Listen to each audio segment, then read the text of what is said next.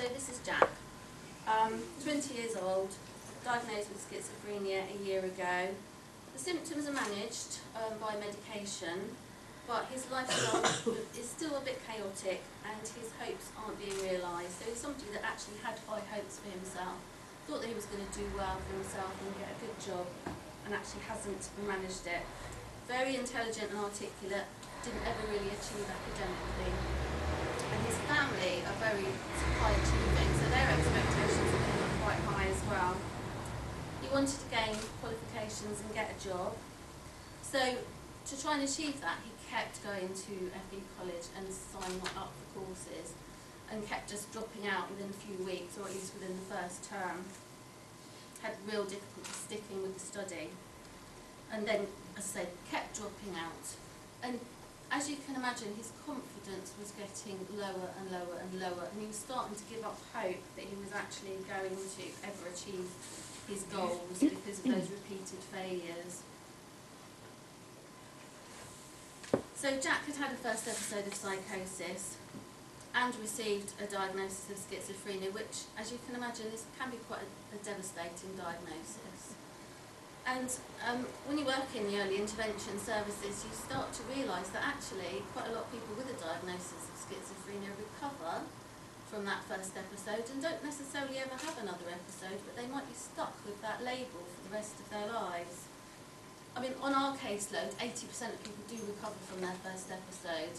They may go on to have another episode later, they may not. But there's very few people actually develop a chronic illness that is lifelong. And at the age of onset is around the time when people are making that transition into adulthood. They are involved in education, they're looking for work, and all those activities, those vocational activities, can be severely disrupted. So, as you can see, I mean, I'll let you read those. As you can see, people's vocational kind of lives can go right down the pan. But the good news is, and here's where the evidence bit comes in, a lot of studies from around the world have actually proved that with the appropriate support, young people can actually restore their meaningful lives. So we've talked a little bit about Back on Track course.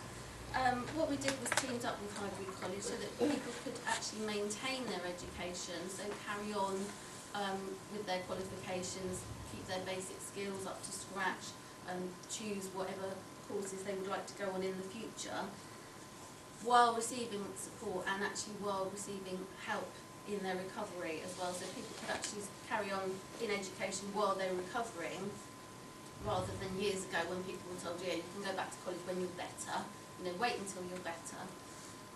This way, people don't have to drop out completely, they can carry on in college while they're recovering.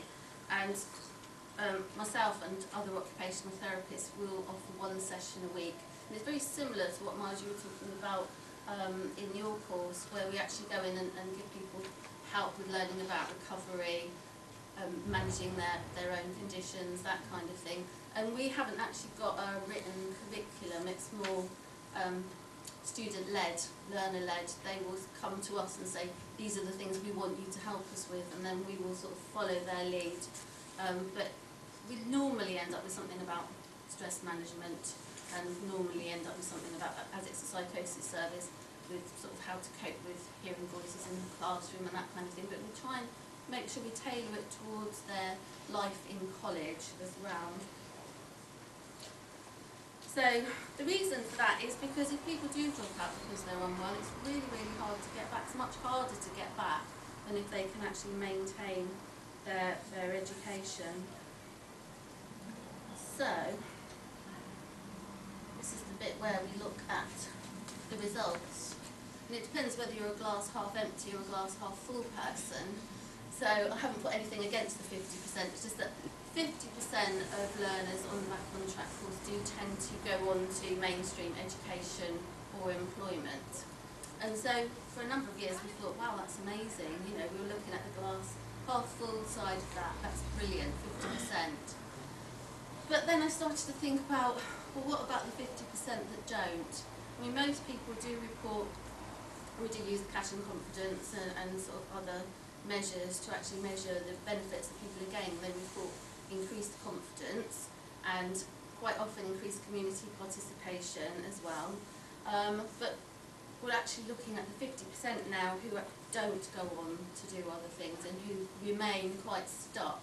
So I thought as part of this project I would have a look at those.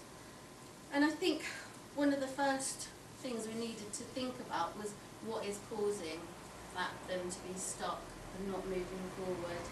And I guess what inspired me to do this is when I first started working in mental health. There was a number of young men who were stuck in long-stay psychiatric wards, quite heavily medicated, no aspirations for the future, had lost all their peers, support group around them. So it was really focusing on how can we avoid that happening to these young people. So the frames of reference we were using when looking at this project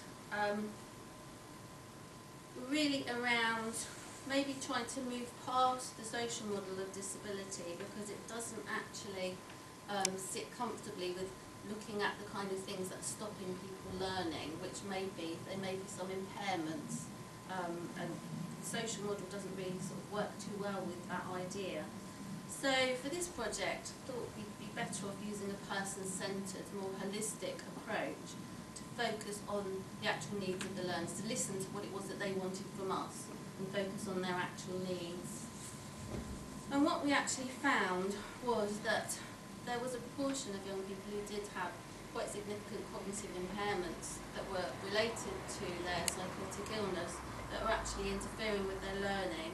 And also, about 10% of people on our caseload also had an autism spectrum disorder, as well as psychosis.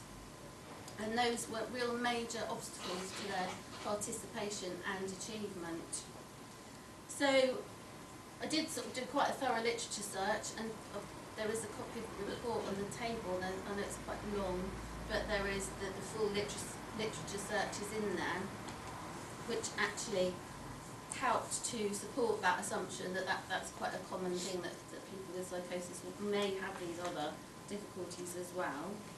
And also sort of gave ideas about how we could probably support and assess their needs. So I'm going to shut up now and let you do some work. On the table, on each table, there's some case studies in a plastic wallet in the middle, and each one has got 3 copies of the same case study. And these are actual case studies that we've had to work with. I wondered if you could have a look, and there's a question at the bottom, and just take a few minutes to maybe come up with some ideas about how you think you could work with this person.